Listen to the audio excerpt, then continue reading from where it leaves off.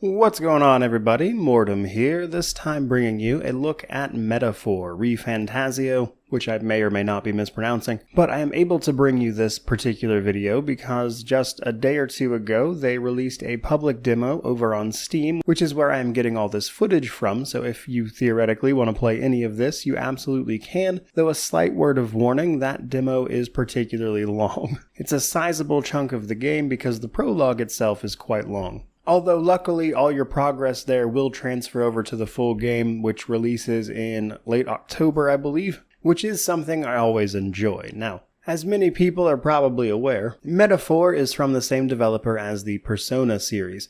And while it's certainly got some of that DNA, it's quite different in a lot of other ways. For starters, the story itself. This time it centers around a nation in crisis. In particular, the opening scene is the king being assassinated, and you find out shortly after that his one heir, the prince, long been thought dead, is actually alive, but essentially comatose, and as the assassin of that king tries to take power, we ourselves get involved in the story. Our character, who you'll get to name, is ultimately part of a group that is attempting to rouse the prince from his seemingly eternal slumber, but along the way, we wind up awakening the power of a hero within ourselves, which in this particular universe turns out to mean a little more than you might expect, because it sees our character ripping their own heart out, only for it to turn to metal, allowing us to transform into various archetypes. Archetypes being powerful transformations that you can assign to a character, and once it awakens in you, you start to be able to awaken it in your party members, who you can then bond with to unlock more archetypes and ways to play. And you're going to need all of those ways to play in order to achieve your primary goal, which is to stop the king's assassin from claiming the throne. When he attempts to do this, the king's magic manages to let him speak from beyond the grave, where he enforces a sort of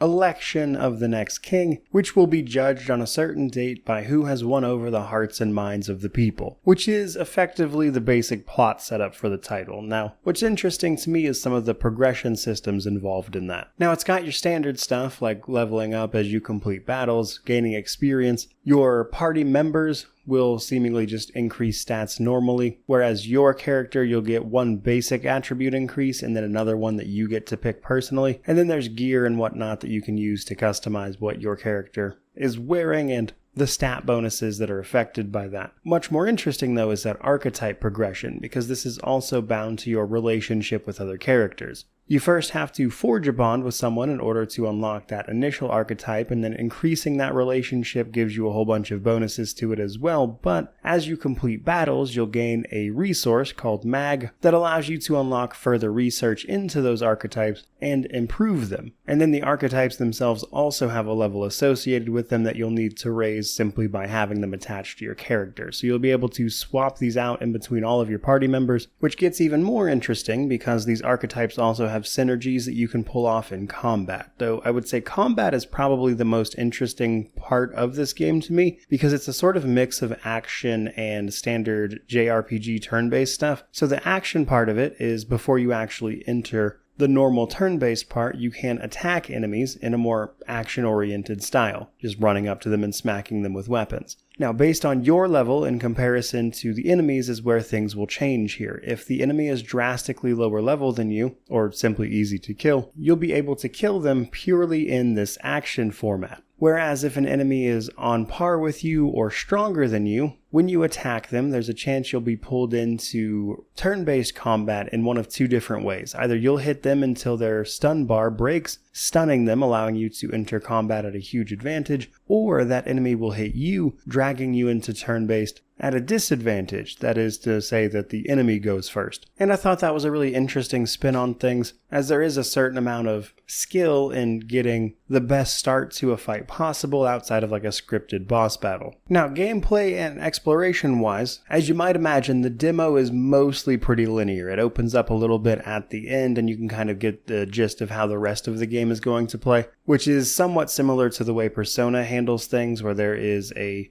day counter that is happening, and you can do something during the day, and then at nighttime, things like dungeons can only be tackled during the day. So you'll have to manage things like quests, getting objectives done, and also your relationships with all of these characters as a sort of clock is ticking down that you yourself are in fact up against. Which leads to the one part of this I'm not particularly wild about. There are story beats that have to be done by a certain date in game, and if that is not done, you get a game over. And I can kind of see what they're going for there, but I'm not a huge fan of like time pressure and time limits in my RPGs in particular, but that's hardly a new thing for Atlas here. Though when you put all of that together, I would personally say that I think Meta 4 is doing a fair few pretty cool things. I think the story is pretty interesting. Their approach to combat and the archetypes and the progression associated with all of that I think is particularly interesting as well. And I think this demo accomplished exactly what a demo is meant to do, in that I am much more curious about what this game will offer in its full scope than I was previously. Now, I'll be honest with you, I don't know if I'm going to fully review this one, just because these kinds of games tend to be extremely long, but we shall see. In the meantime though, certainly hope you enjoyed this look at the game. I'd love to know what you think about it down in the comment section below, which naturally means to like, comment, subscribe, all that YouTube jazz. But regardless of any of that, truly, just thank you so much for watching. I really do appreciate it. May you wander in wisdom and have an amazing day.